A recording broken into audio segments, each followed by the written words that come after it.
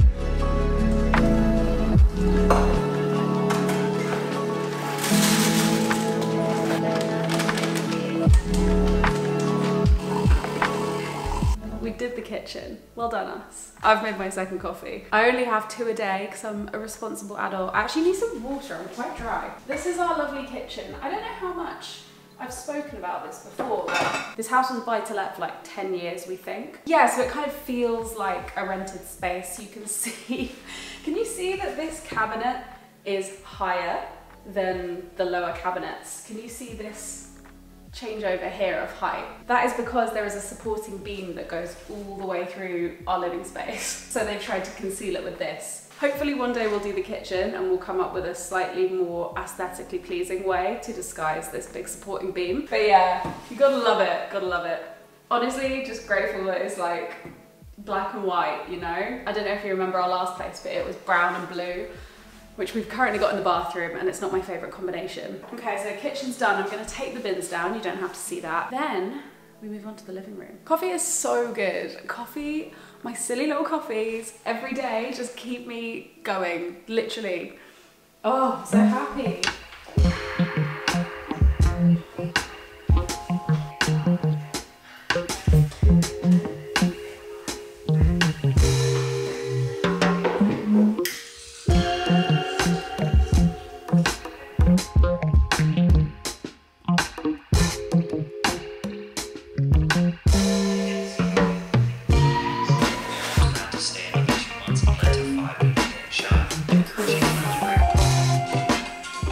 sandwich shop that's kind of near me.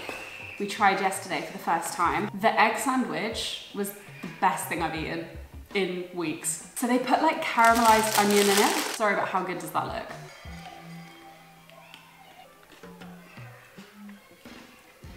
It's unreal. I'm so happy.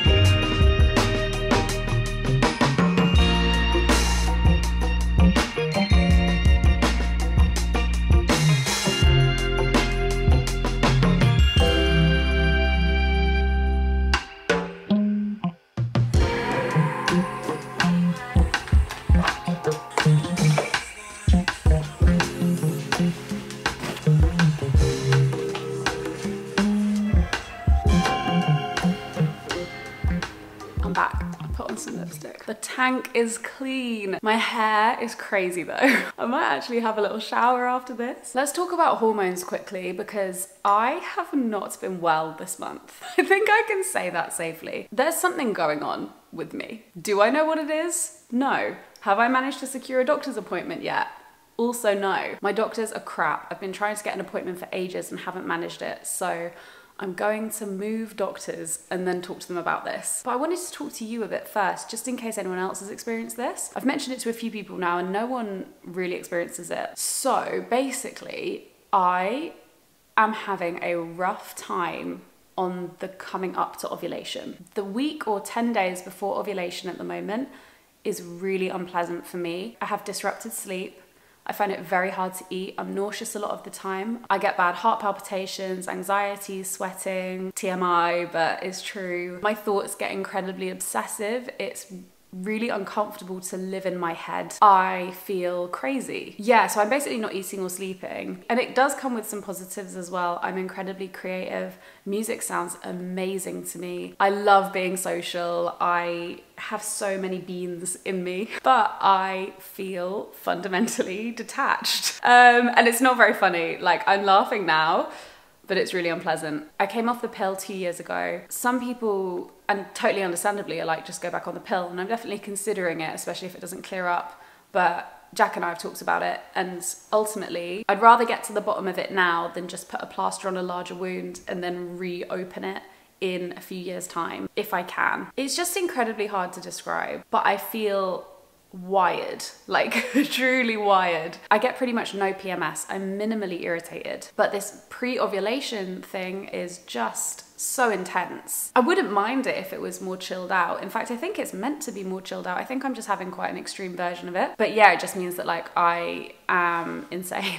Do you know anyone who's had this? Have you had this? Have you been to the doctors about it? How do you deal with it if you have it? Please let me know. Also, I might start a chat about it on our Geneva group. So I'll leave a link below and I'll set up a chat there if you want to share thoughts and like chat to people in general as well about hormone stuff. It doesn't just have to be about this. So yeah, it's like I'm getting the opposite of PMDD. So hopefully the doctors will have an answer. Reddit has some people saying they experience this. You would have thought I'd have loads of energy to blast through the house and clean the whole thing top to bottom, but I tend to just be like super focused on work and my head is just in such a place where it's almost too overwhelming of a task. And I wonder if I had this the whole time and I just didn't notice because I was drinking still and I thought it was all part and parcel of, you know, going out, getting hungover, the anxiety. Maybe I thought it was all part of that, but I've really noticed it this past year. Anyway, yeah, soz, I thought I'd chat about that quickly. I can't tell you how excited I am for the rest of this afternoon. I just cannot wait to sit on my bum on the sofa. I might also do a little bit of work on the Substack I'm trying to build. Ooh, I am so excited. Watch this space. Substack is a newsletter platform, but also like a miniature podcast platform as well. And I realized recently I've got so many of my eggs in the basket of YouTube right now. Instagram for me is just this wild west. TikTok is a wild west, and I really wanted somewhere where I could just share my thoughts on things that I might not necessarily talk about on here, or I maybe don't want to be, you know, so high pressure. Like, it is a lot to put your face out there a lot. Like, I don't want to wear makeup every single day. Somewhere I can share more of my thoughts in a more nuanced way and do little mini podcasts. So Substack seems like the perfect place, and the more I'm exploring it, the more I'm like, yes, this is for me. I've followed a few Substacks for probably a year now, and I love it when they hit my inbox. I read them every time. So like, that's what I'm building. I wanted to start a podcast for so long. I love podcasts, but at the moment I just don't have that golden idea, and I wouldn't be comfortable putting it out there like to a huge audience with the pressure to grow it and get advertisers forever and ever. So I feel like doing this like mini podcast kind of voice notes style, just me and you, is really nice. There is this dynamic once you have a certain amount of success online where it's like, so what's your next big thing gonna be? I kind of wanted to tap out of that. And also I want to be less reliant on YouTube. I adore YouTube, but having seen what happened with Instagram and TikTok recently and how fast they've changed, I am scared about having so many of my eggs in one basket. I have loads of thoughts on trends and internet culture that I share with my friends all the time. And they're always like, I want an industry newsletter from you. And I think, well, I don't want to write an industry newsletter. I want to write something that's more broad appeal. And I think this will hit that spot. I'm going to sit on the sofa right now and have a lovely time. I hope you enjoyed. I hope this has been a nice little decompress for you. There's nothing like a midweek reset or a Sunday reset. I love it. Oh, delightful. It's the little things, isn't it? All right. Love you. Have a good day.